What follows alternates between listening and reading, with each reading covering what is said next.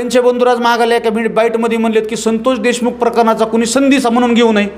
त्यांनी समोर येऊन सांगावं संतोष देशमुख प्रकरणाची गावातल्या कुठल्या माणसानं संधी म्हणून वापर करून घेतलाय. परंतु मी सुद्धा तुम्हाला काही वेळ सांगू शकेल की संतोष देशमुख प्रकरणाचा तुम्ही संधी म्हणून कुठं कुठं वापर करून घेतलाय. तुम्ही येऊन सांगा कुणी संधी काय म्हणून घेतली ती. तुम्ही ते बोलत नाही, तुम्ही दुसऱ्याच गोष्टी बोलतात. येऊन त्यावेळेस आपण स्वरूपानंद देशमुखला चान्स देऊ तर त्यांचा बी नाविलाज झाला असता, तिथं तो निर्णय फायनल झाला असता. पण अशी कुठलीही गोष्ट या ठिकाणी गावात झाली नाही, त्याच्यामुळे बिनविरोध निवडणूक होऊ शकली नाही. एक ठराविक 10-20 लोकांना तिथं जमा व्हायचं, बिनविरोध करायची, बाईट द्यायचं, हा प्रकार बिनविरोधचा नाही. बिनविरोध म्हणजे सगळ्या घटकातील लोकांना त्या ठिकाणी गोळा करायला पाहिजे. ज्यांना कमीत कमी घटनेनं मतदानाचा अधिकार दिला आहे ते तरी लोक त्या ठिकाणी हजर पाहिजे होते. पण असा काही प्रकार आमच्या गावात झाला नाही, त्यामुळे ही निवडणूक लागली.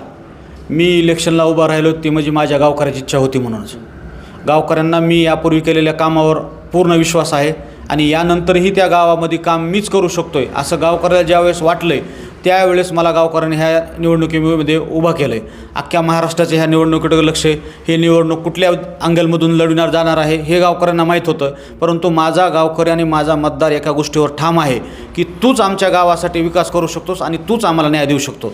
समोरली पार्टी वेगवेगळ्या अंगाने लोकाला भावनिक करण्याचा प्रयत्न करीत आहेत. नको ते व्हिडिओ सोशल मीडियावर टाकत आहेत ज्याचा आणि राजकारणाचा कुठलाही संबंध नाही. परंतु तो त्यांच्या लोकशाहीने त्यांना दिलेला अधिकार आहे. परंतु मी केलेल्या कामावर मला विश्वास आहे आणि भविष्यात मी माझ्या गावासाठी काय करणार आहे आणि करू शकतोय याचा गावकऱ्यांना विश्वास आहे. त्याच्यामुळे मी ही निवडणूक 100% जिंकेल याचा मला. त्यांना मी विनंती केली ती आणि त्यांचीसुद्धा माझ्या भगिनीचीसुद्धा इच्छा नव्हती. शेवटच्या क्षणापर्यंत त्यांची इच्छा नव्हती लढण्याची. परंतु त्यांना त्यांच्या काही लोकांना त्यांना उभा राहा म्हणून ही केलं असेल, त्याच्यामुळे त्या उभा राहिल्या. मंडळी नमस्कार, कव्हरेज.comच्या या व्हिडिओमध्ये मी आनंद तुमचं स्वागत करतो. मसाजोग गावची पोटनिवडणूक सध्या लागलेली आहे ग्रामपंचायतसाठी आणि यामध्ये सरपंच संतोष देशमुख यांच्या पत्नी अश्विनी देशमुख आणि त्यांच्या पुढील जे उमेदवार आहेत स्वरूपानंद देशमुख अशी ही लढत होत आहे. यामध्ये अनेक दुसरे देखील अर्ज होते परंतु ते अर्ज माघारी घेतलेले आहेत. आता ज्यांचा अर्ज आहे अश्विनी देशमुख यांच्या विरोधात ते स्वरूपानंद देशमुख माझ्यासोबत आहेत. देशमुख साहेब, कव्हरेज.comमध्ये तुमचं स्वागत आहे. अनेक उमेदवारांनी या गावच्या निवडणुकीतून माघार घेतलेला, तुम्ही फॉर्म ठेवलेला आहे, काय पहिली प्रतिक्रिया? मसाजोग ग्रामपंचायत 2026ची जी पोटनिवडणूक या ठिकाणी होऊ घातलेली आहे तिचं मतदान 28 एप्रिल रोजी होणार आहे. या निवडणुकीसाठी मसाजोगमधून 5 अर्ज दाखल झाले होते. त्यामध्ये अश्विनी संतोष देशमुख माझा स्वतःचा एक अर्ज होता, संजीवनी किरण देशमुख, पंजाब सज्जनराव देशमुख व करुणा स्वरूपानंद देशमुख असे 5 अर्ज त्या ठिकाणी सादर झाले होते. परंतु 17 तारखेला उमेदवारी अर्ज मागे घेण्याच्या दिवशी त्या ठिकाणी संजीवनी किरण देशमुख, पंजाब सज्जनराव देशमुख व करुणा स्वरूपानंद देशमुख या तिघांनी अर्ज माघारी घेतले. त्यामुळे फक्त अश्विनी संतोष देशमुख आणि माझा आम्हा दोघांचेच फॉर्म त्या ठिकाणी राहिलेले आहेत. त्यानंतर चिन्ह वाटप झालेलं आहे व निवडणुकीची पुढली प्रक्रिया आता चालू आहे. बरं, सुरुवातीला जर बघायला गेलं तर गावची निवडणूक ही कुठंतरी बिनविरोध होण्याची चर्चा होतं परंतु त्यानंतर तुम्ही लढायचा निर्णय घेतला. मी याच्या अगोदर मी माझ्या मुलाखतीत सांगितलं बिनविरोधचा अर्थ काय असतो की सगळ्या गावानं मिळून एका ठिकाणी येऊन बिनविरोध झाला पाहिजे. मी थोडकं तुम्हाला पाठीमागालचा एक किस्सा सांगतो आणि पुढं बोलतो. ज्यावेळेस संतोष देशमुखच्या हत्येचं प्रकरण झालं होतं त्यावेळेस आमच्या गावामध्ये दौंडीद्वारे किंवा गावातील ग्रुपवर मेसेज टाकून गावातील सर्व महिला, पुरुष, आबालवृद्ध यांना महादेवाच्या मंदिरापर्यंत बोलवलं जायचं. त्यावेळेस सगळा गाव त्या ठिकाणी जमा व्हायचा. मग त्यावेळेस आंदोलन असेल किंवा कोणी नेते मसाजोगला भेटीसाठी येणार असतील त्यांच्यापुढं आमची कैफियत मांडणं असेल, या गोष्टी आम्ही सर्वजण त्या ठिकाणी मिळून एक विचार करून आम्ही त्या गोष्टीचं त्या ठिकाणी फेस करत होतो. आणि त्याचा परिणाम असा होता की आम्ही एवढं मोठं आंदोलन आम्ही या गावकऱ्यांनी त्या ठिकाणी उभं केलं होतं. मग आमची अशी ग्रामपंचायत बिनविरोध जर व्हायची असेल तर मग गावकऱ्यांना जसं ज्या पद्धतीनं गावांना एका ठिकाणी बोललं जात होतं तसं का बोललेलं नाही. सर्व गावकरी जर त्या ठिकाणी आले असते महादेवाच्या मंदिरापाशी, त्या ठिकाणी विचारविनिमय झाला असता, त्यांनी त्यांची बाजू मांडली असती, मी इच्छुक होतो मी माझी बाजू मांडली असती आणि गावकऱ्यांना जो निर्णय घेतला असता तो निर्णय त्यांना बी बंधनकारक होता आणि मला बंधनकारक होता. शेवट त्यांना बिनविरोध व्हायचं, मतदान मागायचं म्हणल्यावर त्याच गावकऱ्यासमोर जाऊन मागायचे किंवा मला मतदान मागायचं म्हणजे त्याच गावकऱ्यासमोर मागायचे. पण ज्यावेळेस सगळ्या गावकऱ्यानं एका ठिकाणी बसून जर निर्णय केला असता की बाबा अश्विनी देशमुखला बिनविरोध करायचं त्यावेळेस माझा बी नाविलाज झाला असता किंवा गावकऱ्यांनी जर सांगितलं असतं की नाही यावेळेस आपण स्वरूपानंद देशमुखला चान्स देऊ तर त्यांचा बी नाविलाज झाला असता, तिथं तो निर्णय फायनल झाला असता. पण अशी कुठलीही गोष्ट या ठिकाणी गावात झाली नाही, त्याच्यामुळे बिनविरोध निवडणूक होऊ शकली नाही. एक ठराविक 10-20 लोकांना तिथं जमा व्हायचं, बिनविरोध करायची, बाईट द्यायचं, हा प्रकार बिनविरोधचा नाही. बिनविरोध म्हणजे सगळ्या घटकातील लोकांना त्या ठिकाणी गोळा करायला पाहिजे. ज्यांना कमीत कमी घटनेनं मतदानाचा अधिकार दिला आहे ते तरी लोक त्या ठिकाणी हजर पाहिजे होते, पण असा काही प्रकार आमच्या गावात झाला नाही, त्यामुळे ही निवडणूक लागली.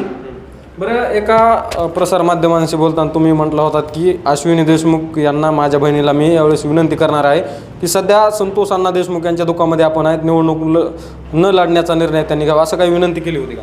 मी प्रत्यक्ष त्यांना बोललो नव्हतो, परंतु मला त्यांच्यापर्यंत जाण्यासारखं जी व्यक्ती असेल त्या व्यक्तीमार्फत मी त्यांना विनंती केली होती की आपण एका फार मोठ्या यंत्रणेच्या विरोधात लढतो आहे, की ती यंत्रणा राजकीय, सामाजिक आणि आर्थिक सक्षम आहे.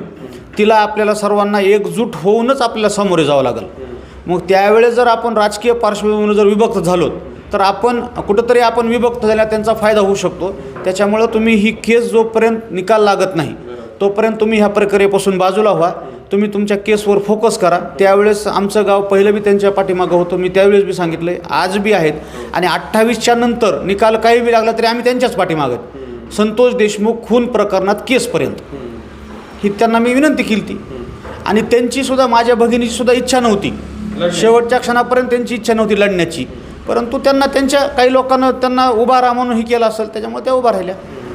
बरं, संतोष देशमुखांच्या आई तुमच्या आत्या लागतात, त्यांच्या आशीर्वादाला तुम्ही गेल्यानंतर त्यांच्याशी दुसरं काही बोलणं झालं होतं का? मी माझा उमेदवारी अर्ज साध्या पद्धतीनं भरला होता, कारण आमचे तहसीलदार यांचं निधन झालं होतं. मी आमचं ग्रामदैवत विनंतेश्वर महाराजाचं दर्शन घेतलं, त्याच्यानंतर मी संतोष देशमुख यांच्या प्रतिमेला अभिवादन केलं, त्याच्यानंतर त्यांचे वडील आमचे मामा पंडितराव देशमुख यांचं दर्शन घेऊन आमच्या आत्या यांचं दर्शन घ्यायला मी घरी गेलो. त्यांना म्हणलं चुकीच्या पद्धतीनं इलेक्शन लागलं आहे, तुमचा आशीर्वाद माझ्यासोबत ठेवा. त्यांनीसुद्धा मला त्यावेळी सांगितले की आमचीसुद्धा इच्छा नव्हती, परंतु आम्हालासुद्धा इलेक्शन लढवायची वेळ आली, तर मी त्यांना म्हणलो तुमचा आशीर्वाद माझ्यासोबत राहू द्या. मी पहिलं बी संतोषसोबत होतो, संतोषच्या प्रकरणात तुमच्यासोबत होतो, आणि यानंतरही मी तुमच्यासोबतच राहील, एवढी मी त्या ठिकाणी त्यांना ग्वाही देऊन त्यांचा आशीर्वाद घेऊन मी माझा फॉर्म भरायला केजला गेलो. बरं, याच्या अगोदर तुमच्या घरामध्ये सरपंच पद होतं, मग त्या काळात गावामध्ये काय काय कामं झाली? माझी आई सत्यशिला विश्वनाथराव देशमुख या 2002 ते 2007 या कालावधीमध्ये सरपंच होत्या. त्यावेळेस मी ग्रॅज्युएशन करत होतो. त्यावेळेस शासनाकडून असा ग्रामपंचायतला काही निधी वगैरे जास्त प्रमाणात येत नव्हता, त्यामुळं ग्रामपंचायतचा जो मूलभूत सुविधांचा निधी होता त्यावेळेससुद्धा आमच्या गावामध्ये ज्या बी आज नाल्या आहेत, नाली बांधकाम ते आमच्या त्याच काळामध्ये झालेलं आहे. त्यावेळेस जिल्हा नियोजन विभागामधून 2 मोठे 15-15 लक्ष रुपयाचे बंधारे झाले. तर आज आमचे समोरचे जे गाव पाणीदार झालं आहे किंवा जे व्हिडिओ टाकतायत बंधारा भरलेला, त्याच्या मागं पाणी साठलेलं, तो माझ्या शेतात झालेला आहे आणि तो मीच केलेला आहे, अशा आहेत. पुन्हा काही शाळा बांधकाम असेल, पुन्हा कंपाऊंड वॉलचे काम असतील, असे त्याही वेळेस माझ्या आईच्या काळामध्ये माझे वडील स्वर्गीय विश्वनाथराव देशमुख यांच्यामार्फत ते कामं करण्यात आले आहेत. तसंच माझी आई सरपंच असताना गावासाठी सगळ्यात मोठं एक काम झालेलं आहे. त्यावेळेस डॉक्टर पदमसिंह पाटील हे ऊर्जामंत्री होते, आणि कैलासवासी आमदार विनायकराव मेटे साहेब यांच्या दूध डेअरीचं, रवळसगावला दूध डेअरीचं ज्यावेळेस ते उद्घाटन करायला त्यावेळेस मी माझ्या गावातले 50-100 माणसं घेऊन जाऊन 33 kV सबस्टेशनला आम्ही त्यांचा पाठपुरावा करून आम्हाला त्यावेळेस तिथं प्रशासकीय मान्यता मिळाली होती. आणि माझी आई सरपंच असतानाच आपले बीड जिल्ह्याचे पालकमंत्री आदरणीय जयदत्त क्षीरसागर हे ऊर्जामंत्री असताना त्यांच्या काळामध्ये माझ्या गावातलं 33 kV सबस्टेशन माझी आई सरपंच असताना कार्यान्वित झालेलं आहे. म्हणजे गावातली सगळ्यात मोठी विजेचा प्रश्न माझी आई सरपंच असताना तो सॉल्व्ह झालेला आहे. संतोष अण्णा देशमुख ज्यावेळेस निवडून आले त्यानंतर त्यांचा किती दिवसाचा कार्यकाळ चालला आणि त्यानंतर गावामध्ये झालेले काम?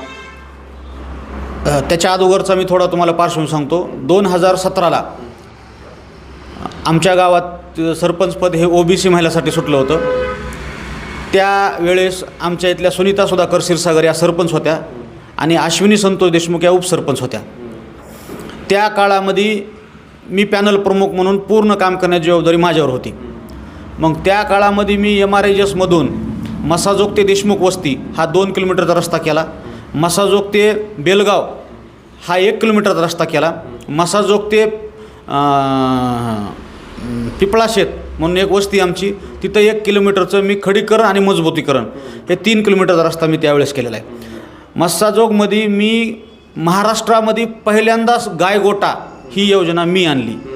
आमच्याकडे एक रेणापुरे म्हणून JE होते, ऑनलाईन आम्ही एस्टिमेट काढलं, त्याची आम्ही पुन्हा मंजुरी घेऊन मी माझ्या गावामध्ये 28 गायकवाट्यांना मंजुरी दिली होती. त्या 2002 ते 2017 ते 2022 या कालावधीमध्ये आमदार पृथ्वीराज साठे हे निवडून आले होते आमच्या केज विधानसभा मतदारसंघात डॉक्टर सौ विमलताई मुंदडा यांच्या निधनानंतर. त्या पिरियडमध्ये आमच्याकडं बराच राष्ट्रवादी काँग्रेसचे मंत्री महोदय आमच्या मतदारसंघात आले होते. 12 डिसेंबर 2012 पवारसाहेब आणि गोपीनाथराव मुंडे साहेब या दोघांचा वाढदिवस एकाच दिवशी असताना मी नागपूरला जाऊन लक्ष्मण ढोबळे हे पाणीपुरवठा मंत्री होते त्यांच्याकडून मी मसाजोगसाठी टाकी बांधकामासाठी राष्ट्रीय पेयजल योजनेमधून 12 लाख रुपयाची मी एक नवीन 60,000 लिटरची टाकी मंजूर करून आणली होती. आणि RRR म्हणजे रिस्टोर आणि रिनोव्हेशन ही योजना एक होती केंद्र शासनाची. त्याच्यामधून वितरणिका आणि रायझिंग मेन ही योजना करून मी माझ्या गावाला पूर्ण क्षमतेनं घरोघरी त्या गावाला जेवढं पाणी पाहिजे तेवढं पाणी मी त्या गावात आमच्या पुरवलं होतं. त्याप्रमाणे शोभा पिंगळे म्हणून आमच्या आडसकर साहेब गटाच्या जिल्हा परिषदच्या अध्यक्ष होत्या. त्यांच्या मागं पाठपुरावा करून मला वाटतं बघा त्यावेळेस आपले सुरेश धस हे लोकसभेला गोपीनाथराव मुंडे साहेबांच्या विरोधात उभे होते. तो काळ होता. मी अजितदादांच्या बंगल्यावर जाऊन NRHM योजनेमधून मसाजोगमध्ये प्राथमिक आरोग्य उपकेंद्र बांधकामासाठी 48 लाख रुपयाचा निधी त्यावेळेस मी मंजूर करून आणला होता.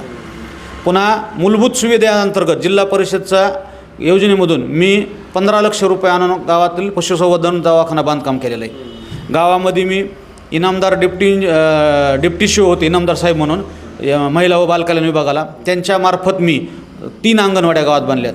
आडसकर साहेबाच्या माध्यमातून 4 शाळा खोल्या मी मसाजोगमध्ये बांधल्यात. ZPR जिल्हा परिषदचा जो एक फंड असतो ZPR म्हणून स्वतःचं उत्पन्न त्याच्यामधून मी गावामध्ये 7 सिमेंट बंधारे केलेत. तसंच डॉक्टर सौ विमलताई मुंदडा या पालकमंत्री असताना केंद्र शासनाची एक RRR म्हणून योजना होती. त्या RRR योजनेमध्ये मी गावातल्या तलाव दुरुस्तीसाठी 54 लाख रुपयाचं काम मंजूर करून गावातला सांडवा दुरुस्ती असेल, विहीर दुरुस्ती असेल, कॅनल दुरुस्ती असेल या गोष्टी त्या ठिकाणी करून आज माझ्या गावामध्ये तलावामध्ये मुबलक प्रमाणात पाणी त्यामुळे साठवण होती. या प्रकारचे विविध काम असतील. त्याच पिरियडमध्ये 2000 मला फक्त 3.5 वर्षाचा कालावधी काम करायला भेटला होता. नंतरच्या 1.5 वर्षामध्ये संतोष देशमुखचं आमचं जमलं नाही. त्यानं त्याची ग्रामपंचायत स्वतः कारभार करायचं ठरवलं. मी बी त्याला देऊन टाकलं. ते म्हणलं आपण दोघंच. त्याच्यानंतर 1.5 वर्ष मी काही काम केलं नाही. पण त्या 3.5 वर्षामध्ये ग्रामपंचायत मार्फत मला एवढं काम करता आलं मी तेवढं या ठिकाणी केलेलं आहे. बरं, या अगोदर जी गावामध्ये निवडणूक झाली होती 2022ला त्यावेळेस तुम्ही संतोष देशमुख यांच्या विरोधात होता. त्यावेळेस तुमचा पराभव कसा झाला होता आणि किती मतांनी झाला? त्या 2022ला आमच्या गावामध्ये 3 पॅनल पडले होते. एक पॅनल माझा होता, एक पॅनल संतोष देशमुखचा होता आणि एक पॅनल पंजाब देशमुखचा होता. तर त्यावेळेस 3रा पॅनल हा शेवटच्या क्षणाला म्हणजे निवडणूक प्रक्रियेतून बाहेर पडल्यामुळं माझा 9 मतानं फक्त पराभव झाला होता. नाहीतर मी त्यावेळेससुद्धा विजयी होण्याच्या मार्गावर होतो. पण 3रा पॅनल आमचा त्या ठिकाणी म्हणजे निवडणुकीच्या ह्याच्यातून बाहेर पडल्यामुळं मला त्या ठिकाणी पराभव पत्करावा लागला. बरं, सध्या प्रचार चालू आहे गावात. मतदारांच्या मनात काय आहे? सध्या वातावरण कसं आहे? हे बघा, मी इलेक्शन हे राहिले फक्त 18 महिन्याचं. त्याच्यामध्ये तांत्रिक बाजू ह्या सगळ्या सोडतात 14 ते 13 महिने मला काम करण्याचा कालावधी मिळणार आहे. मी मागील 3.5 वर्षात तुम्हाला मी जे आत्ता कामं सांगितले ते कामं मी जनतेपुढं मांडत आहे. आणि राहिलेल्या 18 महिन्यामध्ये आज बी माझ्या गावातल्या बहुतांश लोकांना घरकुलाची अडचण आहे. बहुतांश लोकांना विहिरीची गरज आहे. बहुतांश लोकांना गायगोट्याची गरज आहे. किंवा माझ्या गावामध्ये धनगर शेतवस्ती असेल, माझ्या गावामध्ये पिपळा शेत ते आंबशेत वस्ती असेल, नॅशनल हायवे 548D ते आंबशेत वस्ती असेल किंवा असे अजून काही जे पानन शेत रस्ते आहेत ते रस्ते करणं खूप गरजेचं आहे. त्या लोकांना मला त्या रस्त्याचं काम करून द्यायचं आहे. तसंच आमच्या गावामध्ये याच्या अगोदर राष्ट्रीय पेयजल योजनेमधून एक पाणी पुरवठा योजना मंजूर झाली होती. परंतु ती योजना अशी मंजूर झाली की तिथं फक्त टाकी आणि डिस्ट्रीब्युशन दिलं आहे. मग त्या योजनेला पाणी कुठून आणायचं आहे हे त्यात इन्क्लूड नाही. मग मला ग्रामपंचायत आल्यानंतर त्याला तलावामध्ये एक नवीन विहीर त्यात प्रस्तावित करून तिथून ते पाणी आणून आमच्या गावामधील मोहिते वस्ती असेल, वडर वस्ती असेल किंवा खमदार वस्ती असतील ह्या लोकांचा आणि पैसा वस्ती म्हणून एक ह्या 4 ठिकाणच्या पाण्याचा कायमस्वरूपीचा मला प्रश्न सॉल्व करायचा आहे. त्याच्याप्रमाणे अजून गावामध्ये काम कसं आहे तुम्हाला सांगतो. 12 महिने काम आहे. ग्रामपंचायत स्वातंत्र्यानंतर आज ग्रामपंचायतला एवढे वर्ष झाले तरी काम बंद नाहीत आणि काम पुढे अविरतपणे चालूच राहणार आहेत. परंतु या 18 महिन्यात प्रामुख्याने मला गावातल्या लोकांना माझे खरं विजन आहे पाणी पुरवठा, विहीर, गायगोटे हे 2-3 वस्तू ज्या आहेत त्या शेतकऱ्यांच्या रोजच्या ह्याच्याशी निगडीत आहेत, त्या गोष्टी मला पूर्ण करायच्या. बरं, निवडणूक लढण्याचा निर्णय घेतला, त्यानंतर बाकीच्यांनी देखील घेतला होता, परंतु त्यांनी माघार घेतली. धनंजय देशमुखांसोबत काही तुमचं बोलणं झालं होतं का? त्यांनी तुमच्याशी बोलण्याचा प्रयत्न केला का माघार? 9 डिसेंबर 2024ला संतोष देशमुखची हत्या झाली. त्या दिवशीपासून पहिला मी व्यक्ती त्याच्या आंदोलनामध्ये सहभाग घेतलेला. मी गाव रस्त्यावर उभा केलं. त्यावेळी धनंजय देशमुख तर त्याच्या दुःखात होता. 9 डिसेंबर 2024 ते आज 20 एप्रिल 2026 आज तागायत, त्या व्यक्तीनं माझ्याशी एका शब्दाने कधी संभाषण केलं नाही. ना आंदोलनात केलं आहे, ना इलेक्शन संदर्भात केलं आहे, ना कुठल्या गोष्टीबद्दल केलं आहे. कधीच त्याच्यातून माझं कुठलंही फोनवर किंवा समोरासमोर संभाषण झालं. 9 डिसेंबरला संतोषची हत्या झाली. 10 डिसेंबरपासून आमच्या गावकऱ्यांना ज्या बाईट दिल्यात किंवा ज्या आम्ही प्रशासनासमोर मागण्या मांडल्या होत्या, त्याच्यामध्ये आमची पहिली मागणी होती की सदरील प्रकरण हे फास्ट ट्रॅक कोर्टामध्ये चालवलं जावं. मग माझं या ठिकाणी एक म्हणणं आहे आणि गावकऱ्याच्या सुद्धा मनात हीच गोष्ट आहे. वारंवार ही गोष्ट आम्ही त्यांना बोलून दाखवली की तुम्ही रोज मुख्यमंत्री, उपमुख्यमंत्री, खासदार, आमदार, कलेक्टर यांच्यासोबत बैठका घेतात, त्याचे व्हिडिओ व्हायरल होतात, ते आम्ही बघतो. मग आजपर्यंत हे प्रकरण फास्ट ट्रॅक कोर्टात का चालवलं जात नाही? ह्याच्यावर तारकावर तारका ह्या कशामुळे चालल्या जातात? मग ह्या न्यायाच्या प्रतीक्षेत विलंब कोण करतंय? आमचा न्यायदेवतेवर पूर्ण विश्वास आहे. न्यायदेवता संतोष देशमुखच्या मारेकऱ्याला 100% शिक्षा देणार आहे. काय शिक्षा द्यायची ती न्यायदेवता देईल. पण ही दिरंगाई लावायला कोण कारणीभूत आहे? का त्यांचे बंधुराज जाऊन मुख्यमंत्र्यापाशी ठाण मांडून बसत नाहीत की आम्हाला फास्ट ट्रॅक कोर्ट चालू द्या? का या गोष्टी ते बोलत नाहीत? किंवा तुम्हाला एक ह्याच्या अगोदरची गोष्ट सांगतो, मला तो महिना आठवत नाही, पण 25 आणि 26 तारीख होती, आमच्या गावानं अन्नत्याग आंदोलन केलं होतं. मग त्या अन्नत्याग आंदोलनामध्ये आमचा प्रमुख पहिला मुद्दा काय होता की PI महाजन साहेब आणि PSI राकेश पाटील या दोघांना सह आरोपी करून त्यांची चौकशी करून त्यांना आरोपी करा. याच्यावर आमचं एक शिष्टमंडळ आपले जिल्ह्याचे SP नवनीत कावत साहेबाकडे आम्ही भेटायला गेलो. त्यावेळेस तिथं नवनीत कावत साहेब होते, ॲडिशनल SP पांडकर साहेब होते, आमच्या ह्या मॅडम तिडके मॅडम होत्या, आमचे DYSP होते आणि आमचे PI पाटील साहेब होते. त्यावेळेस आम्ही आमची सगळी कैफियत त्यांना आम्ही 9 तारखेचं नाही, 6 तारखेला ज्यावेळेस संतोष देशमुखचं भांडण झालं त्यावेळेस 6 तारखेला जे आमच्या गावातले माणसं ॲट्रॉसिटी करायला पोलीस स्टेशनला गेले होते किंवा आवादा कंपनीवाले लोक त्यांचं एक्स्टॉर्शनची केस करायला पोलीस स्टेशनला गेले होते, ते जे CCTV फुटेज तुमच्या ह्याच्यामध्ये का नाहीत?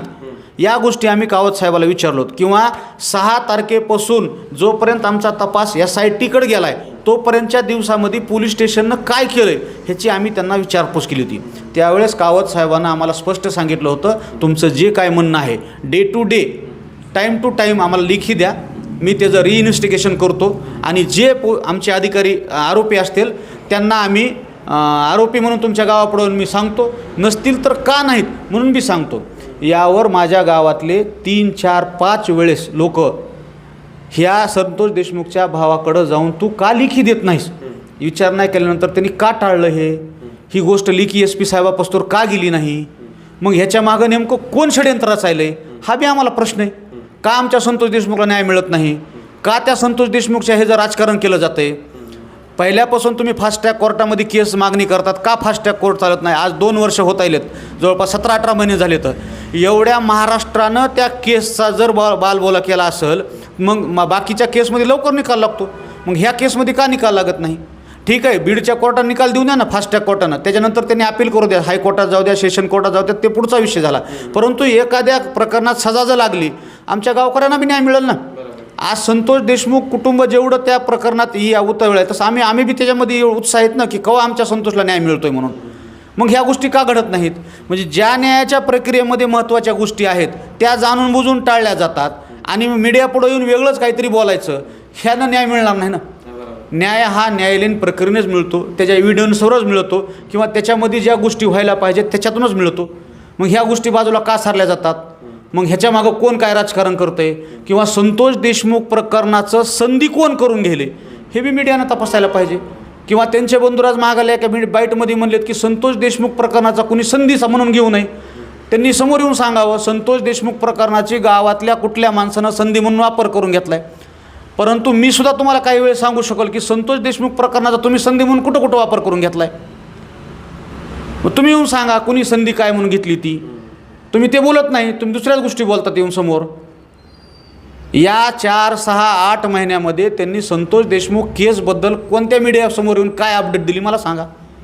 तो विषय बाजूलाच राहिला आहे आमचा. आणि आता सध्या आम्ही मीडियापुढं दुसऱ्याच गोष्टीचा फोकस करतो आहे. आमच्या गावाला हे अपेक्षित नाही. आमच्या गावाला फक्त संतोषला कधी न्याय मिळेल आणि संतोषच्या आरोपींना कधी शिक्षा होईल हे फक्त आमचं गाव भोगतं आहे. आणि आम्हाला ते कधी मिळणार आहे त्यांनी सांगावं. ते रोज न्यायालयीन प्रक्रियेत आहेत. बरं, दुसरीकडे बघायला गेलं तर धनंजय देशमुख देखील लढा लढताना या ठिकाणी दिसतात, परंतु गावकऱ्यांचा त्याचबरोबर तुमचा देखील आरोप आहे की यामध्ये दिरंगाई लावली जाते. धनंजय देशमुखांनी ज्या प्रकारे या सर्व न्यायालयीन प्रक्रियेकडे पाठपुरावा करावा असं केला जात नाही असा आरोप आहे. माझा 100% आरोप आहे. मला एक सांगा, न्यायालयीन प्रक्रियेमध्ये मेन जो ॲप्लिकंट आहे तो शिवराज देशमुख आहे. त्याच्या व्यतिरिक्त कुणाचं स्टेटमेंट नाही किंवा कुणाचं काय नाही. बाकी जो काय तपास आहे तो SIT असेल, CBI असेल किंवा पोलीस प्रशासन असेल. मग संतोष देशमुखचं जे भाऊ पूर्ण मी केस हँडल करतो आहे असं म्हणतायत, केसमध्ये काय करायला गरजेचं आहे मी तुम्हाला आत्ताच सांगितलं. फास्ट ट्रॅक कोर्टची मागणी का होत नाही किंवा आमची केस फास्ट ट्रॅक कोर्टात का चालत नाही, किंवा जो एक आरोपी आमचा राहिला आहे त्या आरोपीला आतापर्यंत आम्ही कुठली बी गोष्ट करायची असेल की आम्ही विविध आंदोलनं केली, मग त्या आरोपीला अटक करण्यासाठी का हे समोर येऊन नाही आपल्याला आंदोलन करावं लागेल, किंवा हे का मागणी करीत नाहीत, किंवा आमचं एखादं शिष्टमंडळ जाऊन का मुख्यमंत्र्याला भेटत नाही, किंवा एखादं शिष्टमंडळ जाऊन का आमची जी लढ्याची भूमिका आहे तीच बदलली आमची. तारखेला प्रत्येक तारखेत ही येतं, प्रत्येक तारखेत ती जाते. आमचं म्हणणं एकच आहे की तुम्ही प्रकरण मुख्यमंत्र्यापाशी जाऊन फास्ट ट्रॅक कोर्ट लावून का धरीत नाही आणि लवकरात लवकर ह्या केसचा तपास का होत नाही किंवा निकाल का लागत नाही. आमचं तेवढंच म्हणणं आहे की त्यांनी ती गोष्ट करावी. न्यायालयीन प्रक्रियेच्या बाहेर त्यांनी बाकी काय बघू नये. मी इलेक्शनला उभा राहिलो ती म्हणजे माझ्या गावकऱ्याची इच्छा होती म्हणूनच.